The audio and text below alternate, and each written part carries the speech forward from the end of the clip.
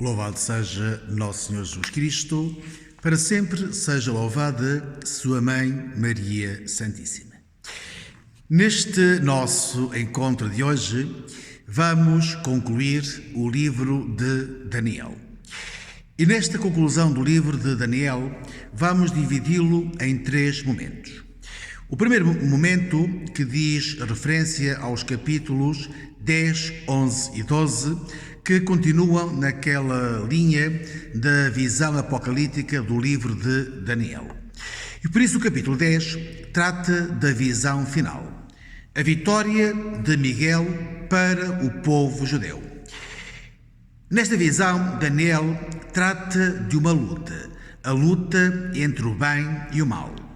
Nestas lutas, haverá lutas fortes, lutas duras, e termina com o versículo 21, dizendo o seguinte: Mas vou dar-te a conhecer o que está escrito no livro da verdade. Ninguém me ajuda nestes trabalhos, a não ser Miguel, o vosso príncipe. O capítulo 11, novamente a descrição de batalhas, de guerras entre povos e nações. Diante das invasões, cria-se uma aliança entre alguns povos contra o rei que seria o mais forte. Este acaba por ser derrotado, inclusive abandonado. E por isso diz-nos o versículo 45.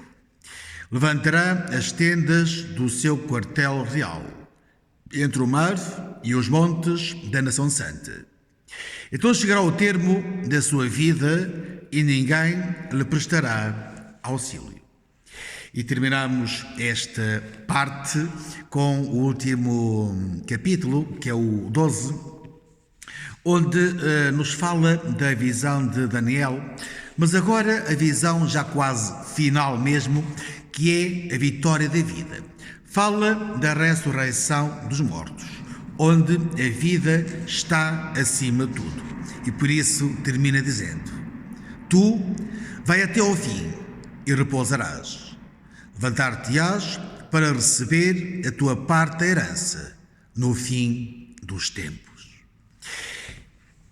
Os próximos 2 capítulos, o 13 e o 14, é curioso porque foge um bocado à dinâmica de tudo isto que temos visto até agora. Em primeiro lugar, é preciso dizer o quê? O capítulo 13, que é a história de Susana, que todos nós a conhecemos perfeitamente, enquadra-se dentro das chamadas histórias agádicas. O que é que são histórias agádicas? São histórias com um fim muito concreto. O que é que se pretende com estas histórias? Pretende-se acentuar a virtude de certas pessoas ou certas personagens em contraste com a iniquidade de alguns. E agora sim, a partir deste conceito de histórias agádicas, entendemos onde nos quer levar na história de Susana, onde a virtude de Daniel, que salva uma vida inocente, e a iniquidade de alguns, aqueles 2 homens que, não tendo o que pretendiam de uma mulher, inventaram uma história para a prejudicar. Portanto, enquadra-se dentro daquilo que se chamam as histórias agádicas. E o último capítulo, o 14, é uma sátira, ou neste caso 2 sátiras. O que é que se pretende com isto? Pretende-se fazer uma sátira contra a idolatria, contra o culto pagão. Que 2 histórias são estas? Primeiro, a história do ídolo chamado Bel. O que é que aconteceu? O rei perguntou a Daniel porque é que não adorava aquele Deus. Daniel disse que não, porque adorava apenas o Deus vivo. Os sacerdotes tentaram convencer o rei que aquele era o Deus vivo. E então foram tirar a prova. E como é que fizeram isto? Meteram alimento dentro de um quarto para vários dias.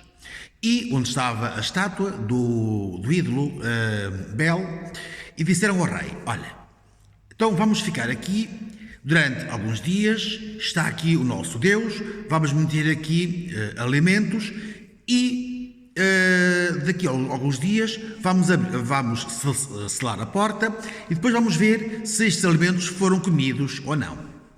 O que é que acontecia? No sítio onde estava esse ídolo Bel havia um alçapão, onde os sacerdotes entravam. Então Daniel, inteligente, o que é que fez? Espalhou cinza pelo chão, para ver se acontecia alguma coisa.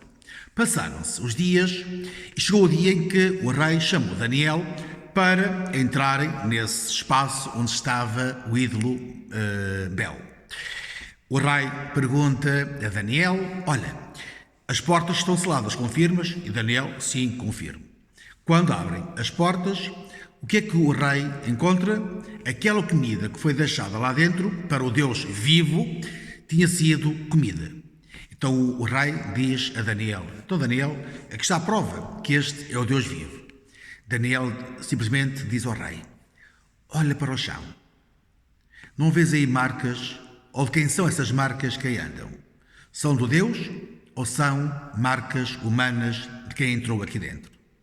Claro, e o rei descobre e dá uma sentença a todos aqueles sacerdotes.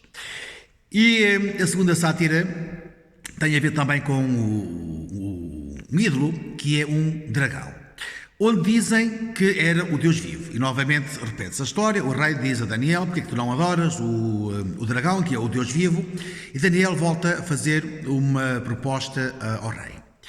O que é que faz? Pega no saco, mete lá coisas dentro, pedras, pelos, etc., e atira contra o dragão.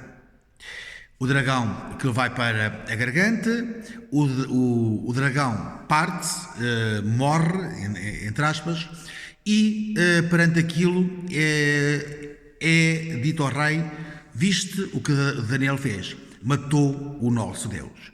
Então Daniel acaba por ser conduzido para o espaço onde estão lá os leões, a cova dos leões, para ser devorado. Aconteceu que Daniel esteve lá os dias todos e nada lhe aconteceu. Inclusive, até surge aqui um profeta que é Abacuque, que vai levar alimento a Daniel, porque já lá estava há algum tempo e começava a sentir-se frágil. Ao fim dos dias passados, o rei vai ao sítio onde estão os leões, onde estava Daniel, e o que repara é que não aconteceu nada a Daniel. E, uma vez mais, o rei vai castigar os sacerdotes. Esta sátira, ou estas duas sátiras que aqui estão presentes, é exatamente a luta. É exatamente aquela situação com que começa o livro de Daniel. Daniel não se quer manchar com deuses alheios. Ele sabe qual é o seu Deus, o Deus vivo. E por isso, perante a imposição, ou quase imposição, de adorar outros deuses, Daniel arranja sempre um esquema para fugir a essa situação.